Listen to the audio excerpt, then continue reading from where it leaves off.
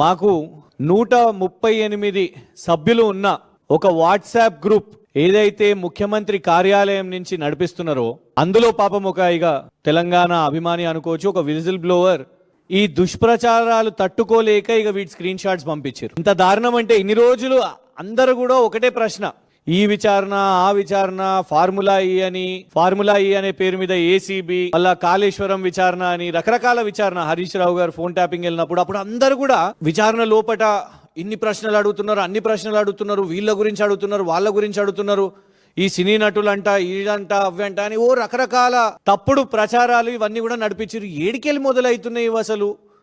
ఇవాళ వరకు ఒక్క సిట్ ఆఫీసర్ కానివ్వండి, లేకపోతే అసలు మొత్తం ఈ 2 సంవత్సరాల్లో ఒక్క పోలీస్ అధికారి వచ్చి అఫీషియల్గా విచారణ ఇది జరిగింది అని ఎవ్వరు కూడా ఏనాడు చెప్పలే. మరి ఏడికెళ్ళి జడ్జిలు, సినీ నటులు, ఇవి అవి రకరకాల పేర్లు ఏడికెళ్ళి వస్తున్నాయి ఇవన్నీ అని ప్రశ్నించినప్పుడు రీసెంట్గా తెలిసిన అసలు మాఫియా ఏంటిది అంటే ముఖ్యమంత్రి కార్యాలయం నుంచే ఇవన్నిటిని కూడా తయారు చేసి పంపిస్తున్నారు అని స్పష్టంగా కనబడ్డది. Telangana rising top communications WhatsApp group యొక్క స్క్రీన్ షాట్ ఇది. Telangana rising top communications group, ఈ గ్రూప్ యొక్క అడ్మిన్లు నేరుగా ముఖ్యమంత్రి గారి పిఆర్ఓ అన్వేష్, ముఖ్యమంత్రి గారి మీడియా కమ్యూనికేషన్స్ యొక్క డైరెక్టర్ శ్రీరామ్ కర్రీ, మరియు ఇందులో ఇంకొందరు అడ్మిన్స్గా వీళ్ళను వాళ్ళ సోషల్ మీడియా చైర్మన్ మరియు టీఎస్టీఎస్ చైర్మన్ కూడా ఆయనే సతీష్ మన్నే, ఇంకొన్ని పేర్లు ఉన్నాయి. బాసిత్ అంట, ఈ బాసిత్ గతంలో యుఎస్ కౌన్సిలేట్లో మీడియా పిఆర్ఓ లాగా పనిచేసిన వ్యక్తి. ఇక ఎవరో రాజాకులనంట, ఆ రాజాకుల అనే వ్యక్తి ఇవి పోస్ట్ చేస్తాడు. లోపల విచారణ జరిగేటప్పుడు సినీ నటులతో మాట్లాడినరు, మీరు వాళ్ళ ఫోన్లు ట్యాప్ చేసిండ్రు, ఇట్లాంటి థంబ్నెయిల్స్ పెట్టి వీళ్ళు ఈ వాట్సాప్ గ్రూప్ లో ఈ 138 సభ్యులకు వీళ్ళకు పంపించి మొత్తం ఇక ఈ 138 సభ్యులు ఇట్లాంటి ఒక మలిషియస్ కంటెంట్, ఫేక్ కంటెంట్ చేస్తూ ఒక పెద్ద ర్యాకెట్, ఫేక్ న్యూస్, మిస్ఇన్ఫర్మేషన్ యొక్క పెద్ద ర్యాకెట్ ని, ప్రొపగాండాని వీళ్ళ ఈ 138 అకౌంట్స్ నుంచి, ముఖ్యమంత్రి గారి కార్యాలయం నుంచే సూటిగా డిమాండ్ చేస్తున్నాం మేము. ఇవాళ సజ్జనార్ గారు సిట్టు విచారణకు చీఫ్, కొందరు జర్నలిస్ట్స్ వెళ్ళి అడిగినప్పుడు కూడా మేము మొత్తం కంటెంట్ని ఇవన్నిటినీ సోషల్ మీడియాని ఫిల్టర్ చేస్తున్నాము, వీటి మీద విచారణలు చేస్తున్నారు అని అన్నప్పుడు దీన్ని కూడా చేయండి. మరి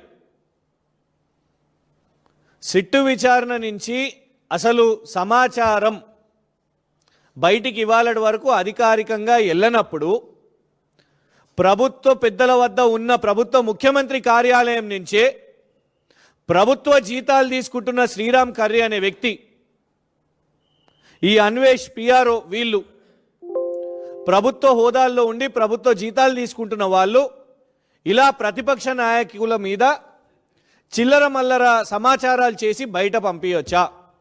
We demand the Director General of Police Telangana Shivadhar Reddy గారిని, శ్రీరామ్ కర్రీ గారి మీద మరియు ఈ అన్వేష్, ఈ పిఆర్ఓ, సీఎం గారి పిఆర్ఓ మీద కేసు నమోదు చేయాలి. దీని మీద డెఫినెట్గా మేము కూడా వచ్చి కంప్లైంట్ చేస్తాము. వీళ్ళ మీద విచారణ చేపట్టాల్సిన అవసరం ఉన్నది అండ్ వీళ్ళని పదవి నుంచి తొలగించాల్సిందిగా మేము డిమాండ్ చేస్తున్నాం. ఇవాళ టాప్ చైర్లో కూర్చొని ఆపోజిషన్ లీడర్స్ మీద మీరు దుష్ప్రచారం చేసుకుంటూ బాట్ అకౌంట్స్, ఈ బాట్ అకౌంట్స్ ఆటోమేటెడ్ సాఫ్ట్వేర్గా క్రియేట్ చేసిన అకౌంట్స్, వీళ్ళు ఇచ్చే కంటెంట్ని మొత్తం గుడిగా ఎక్కడ చూసినా అక్కడ కమెంట్స్ విపరీతంగా. మీకు ఈ మధ్య చూస్తే ట్విట్టర్లో 150 కమెంట్లు, 100 కమెంట్లు ఇవన్నీ కనబడతాయి. ఓపెన్ చేసి చూస్తే మళ్ళా ఒకటే కమెంట్, ఒకటే వ్యక్తి 5 కమెంట్లు, ఇవన్నీ కూడా వాళ్ళు కాపీ పేస్ట్ చేస్తుంటారు. వాళ్ళ ప్రొఫైల్ పోయి ఓపెన్ చేసి చూసినా అట్లనే ఉంటాయి. అట్లా వీళ్ళు 1 కాదు 2 కాదు, ఇగోండి ఇన్ని అకౌంట్స్. కొంచెం ఎవరన్నా దయచేసి హెల్ప్ చేయగలుగుతారా? వీటిని అటు లాంగ్గా ఎన్ని ఉన్నాయో చూడండి.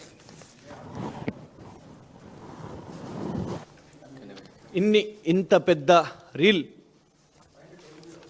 ఇగోండి, పట్టుకోండి. ఇగోండి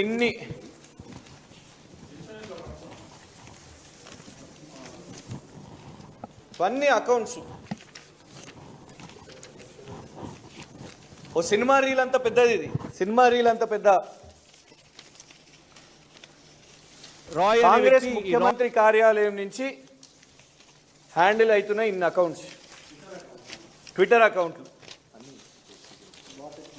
బాట్ అకౌంట్స్ అంటారు వీటిని, బాట్స్.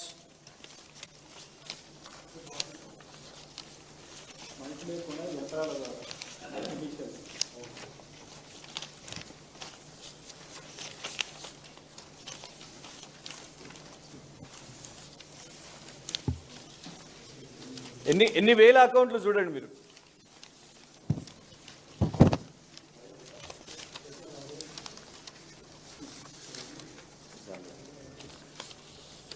ఓకే, అయిపోతలేదు ఇంకా చాలా ఉన్నాయి, ఇంకా వేల అకౌంట్స్ ఉన్నాయి అందులో.